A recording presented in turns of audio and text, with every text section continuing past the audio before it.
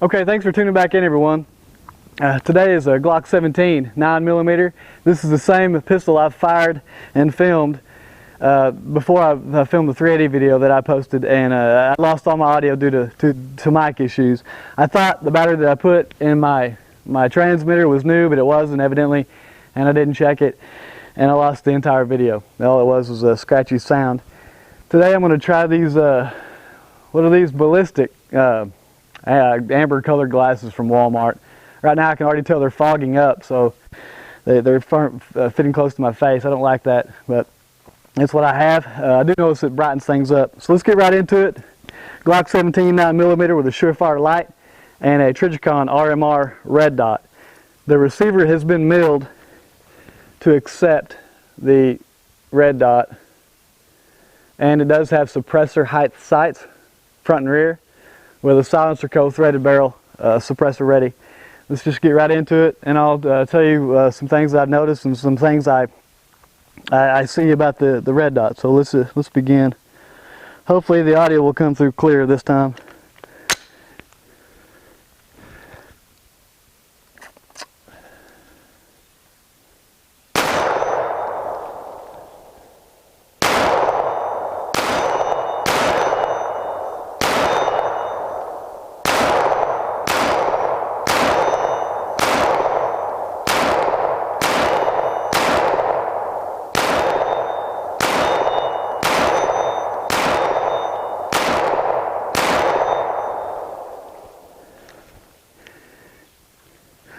Okay, well, as far as it being a Glock, we're not going to have any malfunctions. Today I'm shooting brass max ammo, 150 grain, full metal jackets.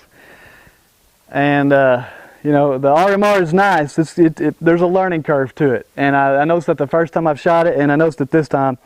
For some reason, when I throw it up, I feel like the dot should be in a different location. I just kind of had to find it, and it's just a matter of practice and doing it over and over again. It would get to be second nature for someone that shot it enough. I noticed that the whatever you want to call this anti-glare coating on the back of the RMR, let me see if I can get this in frame, is kind of red and orange and iridescent. So it's similar in color to the red dot at times, so that may throw someone off that has never fired one of these or picked one up. Let me reload. I'm going to stop this one. Let me reload, and then I'm going to use this GoPro over here to slow this way down, kind of give you an idea. There's some added weight to the Surefire, but there's also some added weight on the back end because of the RMR. And I can't tell that this gun's any softer shooting than maybe it should be.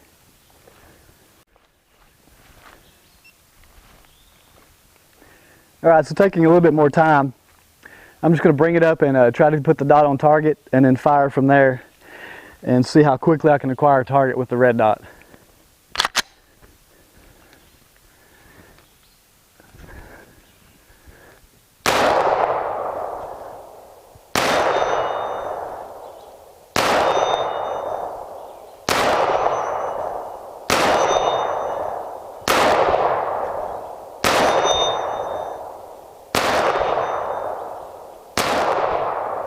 Missed way left.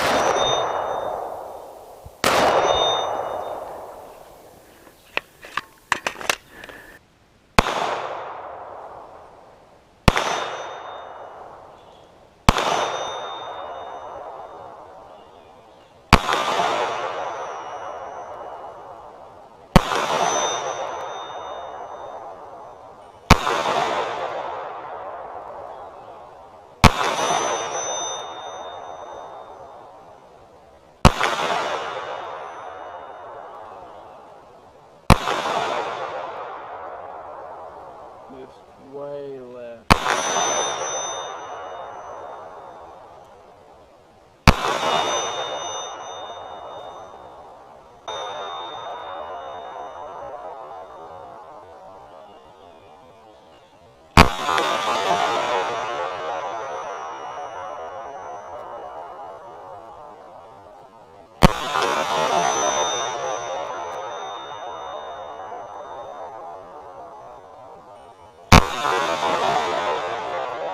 Alright, so with a little bit of practice, it would become a lot easier. I'm not as where I'd need to be with it, but, you know, like I said, it's just all what you get used to. I'm not sure I prefer this over anything else. I like I like how you can turn the dot up and down. There's a minus sign on this side and a plus sign on this side. So I have to be careful with the muzzle today because I have a buddy came along with me, so I'm watching what I'm doing here. But right here you can turn it down and you can turn it up right there. And if you hold them both down, you can turn it off. Just hold it for a few seconds and it goes off. But you know, early impressions are good. It's fine. Let's I don't know what else I can do. Let's just shoot a few more rounds. I want to fill the magazine to capacity. It's 16 plus 1 for a Glock 17. Let's fill this up. I'll run through another mag kind of faster just to see if I can stay on target. Get a slow motion view of the muzzle flip. And then we'll take it back to 40 yards as always and shoot it from there and talk a little bit more about it. Alright, I'm not sure what's happening with my GoPro now. It's shutting off on its own. But what I was saying was, I mean, this is an ideal setup for a weapon that you want to suppress. For me, I don't think it's necessarily something I would want to shoot without it being suppressed. And I haven't made up my mind about the RMR yet, just simply because the window is so small. I'm not sure what I've said before and what I hadn't. But the window is so small, I find myself hunting for that red dot too much. I spend more time hunting for the red dot than I would with the Glock that just had the white dot front sight and the white U on the back. And that's just it could be just the fact that, you know, I haven't used this that much. I'm not practiced with it, and I probably will never be, because I mean, you know, this slide was sent off to be milled, and it's perfectly milled. It's even contoured to match the front of the Trijicon. So I mean, it's really nice. They've done a good job, and it's fun. It's fun to shoot, and it'd be cool if it had the suppressor with it. But suppressor-less, I just want the Glock, just the basic Glock. Let's go to 40 yards, and hopefully I won't have any more malfunctions with my cameras. And shoot it back there. It should be fun. Okay, so these, what we got here? Got limbs in the friggin' way. Hang on a second. Jeez. These Champion eyeglasses from Walmart. That's what I'm happen to be shooting right now. They're alright. I mean, I actually think they do brighten things up, but they're fogging up because they're too close to my forehead. Whatever. It's not about these freaking glasses. Alright. I'm shooting through the limbs here at 40 yards, trying to hit this plate steel. Make sure everything's on. Alright, 40 yards, Glock 17 9mm with a Trijicon RMR red dot sight through the elm tree.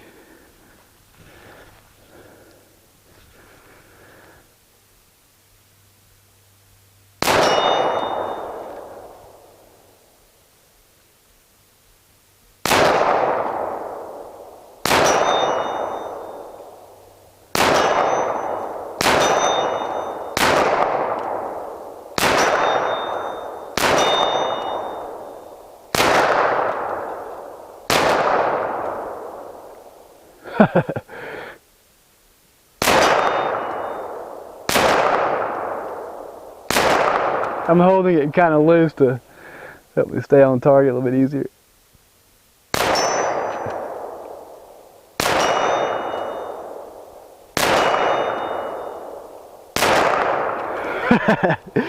Alright, well, if I'd have taken a lot of time, I think I would have got a higher percentage. I don't know, I probably put more than half of them in anyway. I wasn't paying attention, wasn't counting, but real easy. Once it's sighted in, you know, a pistol's going to be far more accurate than anybody that's shooting it. So as I've fogged up here, let's go back to the truck, look at it one more time a little bit closer, and then I'm going to film something else. Okay, well, we're back here at the truck, and finishing up. I'm just going to give you a good look at this. This grip is stippled, and we actually, during all the shooting earlier, we were shooting at 60 feet. I normally shoot at 45. We backed up a little bit for the red dot and the Glock. But you can see this has been stippled, and the exact process of this, a lot of people use soldering irons, and I don't know how this one was made, but it's a nice job, nice work on it. Silencer co-threaded barrel right here, you can see. Still a little warm. Surefire light. Trijicon RMR red dot. With adjustments, of course, for windage and elevation. While I'm doing this, I'll remember to turn it off. I have no idea how to replace the battery in it. Whatever. Okay, well that's it. That's the showing of the Glock 17 9mm A lot of fun, a lot of fun. If you get a chance to do this, I mean, definitely do it. For me personally, I would want it to have the suppressor, and that's why it's all built this way, is for suppressor. So I think that's where it would really shine, and for me, not necessarily for the way I was shooting it.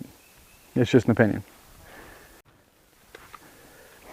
Okay, well, thanks for tuning in. I really appreciate it, and thanks to all my subscribers. I'm over 500 subscribers, and it's happened a lot faster than I thought it would, and I want to continue to grow, and I'll take all the constructive criticism that you want to leave me, and I appreciate it. Share these videos if you think anyone would like to see a nice Glock 17 set up for suppression, and that's one to show them. And yeah, we're going to swap out here and scoot up a little bit, and I'm going to shoot a car P380 that I had all that trouble with in this previous video that I posted. So I have brand new UMC Remington ammo.